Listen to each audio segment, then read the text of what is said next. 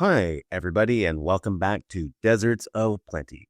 Deserts of Plenty is a podcast about making our way in this crazy world, in a world in which we are inundated with calories, but devoid of nutrition. We are inundated with information, but we are devoid of knowledge and facts. We are inundated with experiences, but we are a desert of connection and meaning.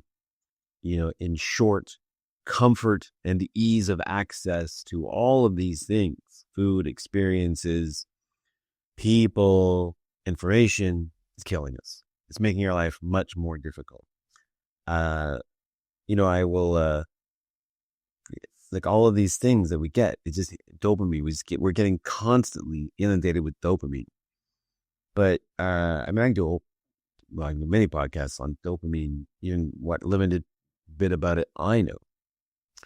But, as we get dopamine, which is often called the pleasure chemical, it's really more about motivation. Um, and this is part of like living in this world where corporations can sell us pleasure. And so they disguise pleasure as happiness. Buy this thing and you will be happy, which is not only misleading, it's exactly wrong. Because the more pleasure one gets, the more dopamine you have, like your brain is sensitive to this. So it down regulates dopamine receptors. That's why people who have addictions to various things need a bigger kick every time to get the same feeling, because the brain is protective and it down regulates dopamine receptors, which also down regulates our level of serotonin, which is more the happiness chemical.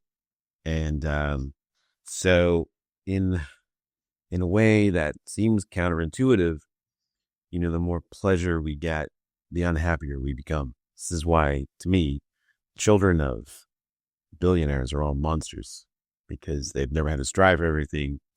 They get anything they want, and there's no obvious thing to blame their misery on. Can't be for lack of money or things. It's got to be themselves, right?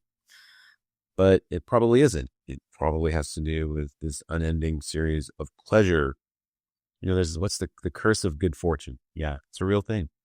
And I think it's a real thing. Anyway, I know when I say that, and for those of you who listen to this who are going through tough times, you're like, easy for me to say, or easy for the universe to say. And of course, like I don't mean to be flippant or undercut an experience. Like, even living in this world today, in world of plenty. I mean, even if you're struggling to pay your rent, it's still miles better than 99.999% of any human has ever lived. But I know relativism is BS. I don't want to swear, but I could. And so it doesn't mean that just because other people have had it worse that you should just suck it up and feel good about yourself. I'm not trying to say that. I'm just saying that in this world, you can pick up your phone and have food at your door in like 30 minutes.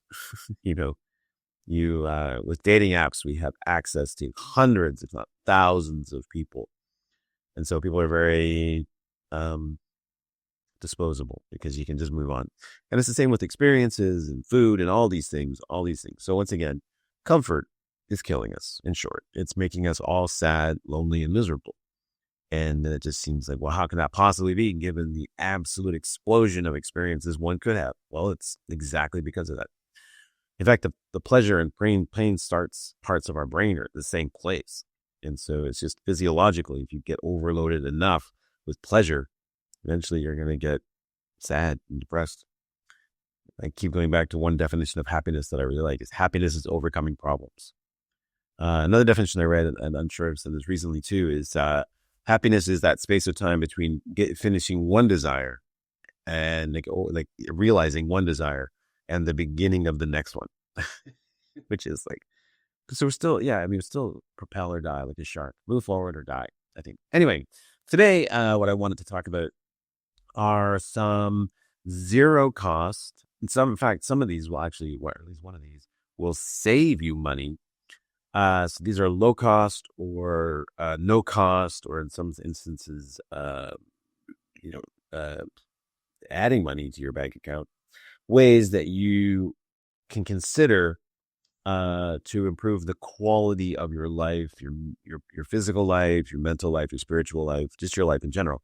Now, I I I don't I don't real I don't know. I mean, I'm just gonna say it in that I don't give advice. Take nothing that you hear from me as advice. I'm not suggesting you go and do these things.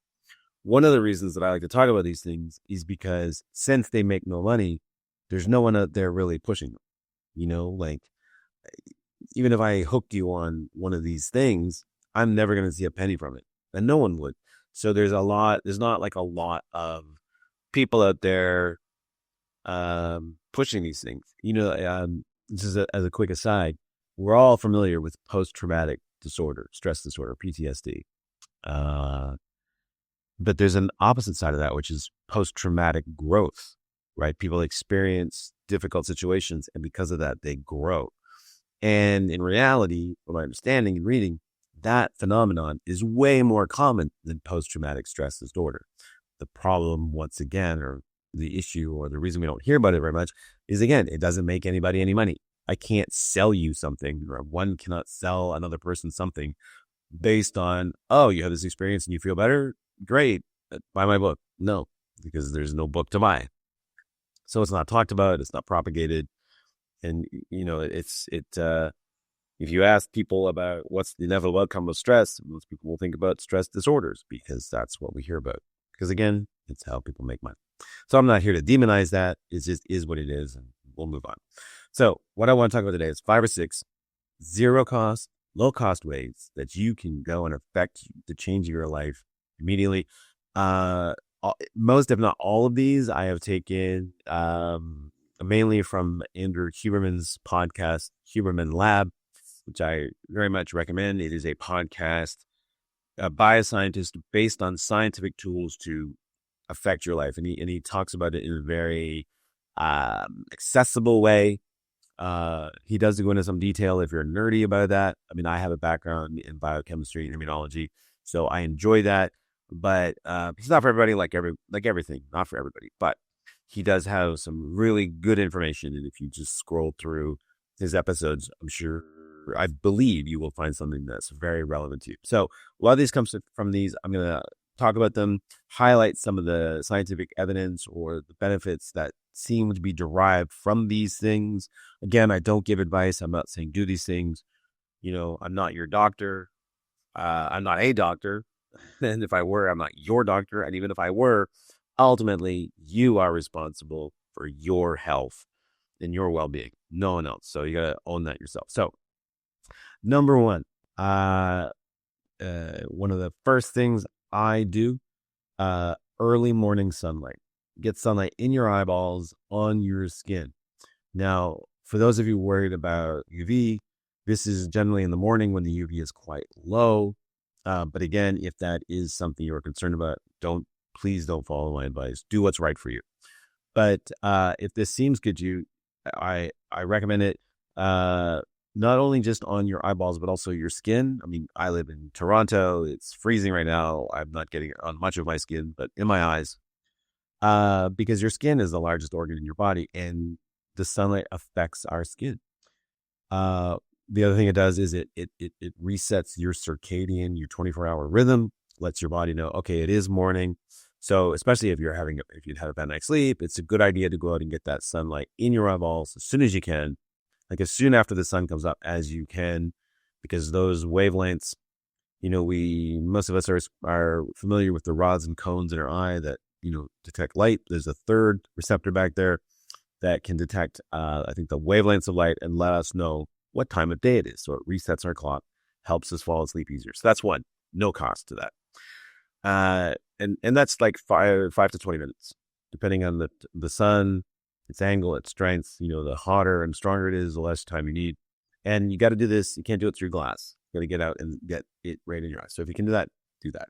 Number 2, delaying caffeine. I'm a double espresso guy, and but the science shows that you should delay it like 90 minutes after waking up. And this is because there's a chemical in our body, adenosine, which is the sleepy chemical.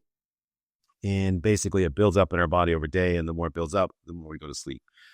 But if you have caffeine too early, it will disrupt not the production of adenosine, but the way it binds and the signals it sends. And that's often you can get afternoon crashes. So this is one of the ways to alleviate afternoon crashes. If you're getting an afternoon crash, it might be because you're having caffeine too early in the morning and you're messing up your clock. So delaying caffeine 90 minutes after waking, 2 hours if you can. Number 3, meditation.